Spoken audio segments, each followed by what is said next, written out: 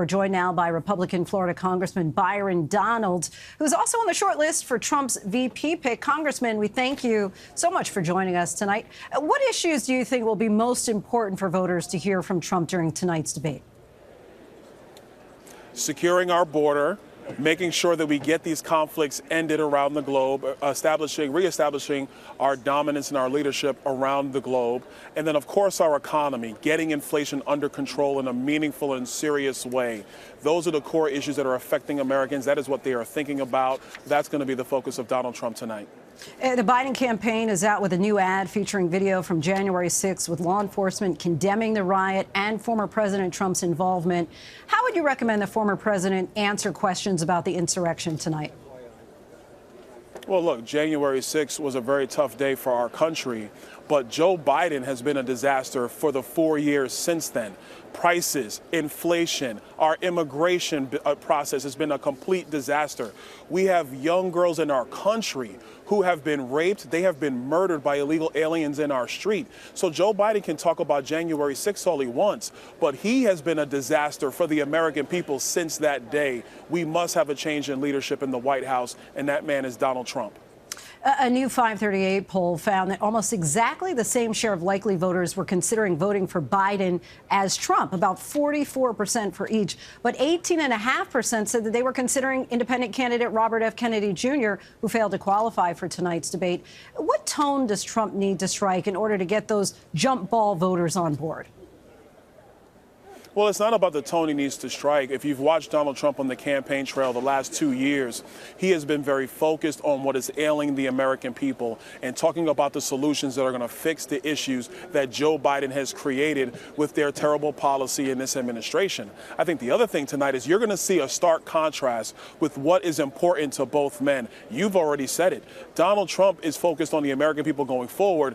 Joe Biden is focused on 2020. Joe Biden is focused on all these things in the past that have no bearing on what is happening in the lives of the American people today. I believe that's what the 18% are looking for. And even the 44% of independents who are leaning Joe Biden, I think they're gettable as well, including some soft Democrats who are not happy with the direction of America. You talked about the terrible policies of Joe Biden. What do you think that Donald Trump needs to highlight in particular about Biden's first term? And number one, you got to start with our southern border. The Mexican drug cartels now have operational control over the southern border. You can ask any border agent down there. I've been to the border 5 times. That's 5 more times than Joe Biden has been. And that's what they have said directly to me.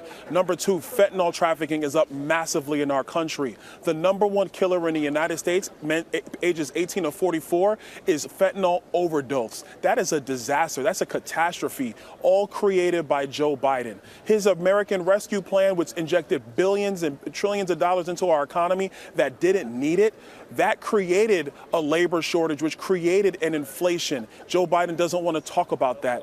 Those are the things that truly do matter. That's where Donald Trump's focus is going to be. I believe that's going to be the measure of success in this debate tonight. And Congressman, he hasn't been there 5 times as president, but he has been to the border as he's been president. But I'll move on. You were at an event in Atlanta last night aimed at black voters called Congress, Cognac, and Cigars. And according to the Washington Post, things got pretty intense, including criticism aimed at your comments about fewer black families being fractured under Jim Crow.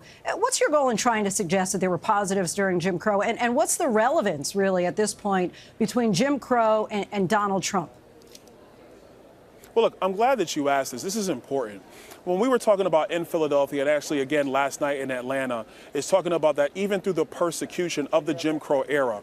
Persecution, by the way, brought by Southern Democrats, because that's the actual history. Even during that persecution, black families were held together because they were trying to protect themselves, build for themselves. It was actually the Great Society under Lyndon Johnson, the welfare benefit programs that did not want black fathers in homes. That's when you started to see the decline in the marriage rate in black families. It continued even through Joe Biden's 1994 crime bill, eviscerating homes once again. The marriage rate in black families has declined. What you're seeing in America today is a rise in black families, a rise in the marriage rate. That's a good thing for black families, a great thing for our country. But now the fundamental question is, which policy set is going to help these families thrive today and going forward? It's without a question. It is the economic agenda. It is the security agenda. It's the American first agenda of Donald J. Trump, because families are struggling. Right here in Atlanta, you also heard that when I was here talking to black men and black women in this great city here in Georgia. Congressman Donalds, we thank you so much for your time. I appreciate it. All right. Thank you.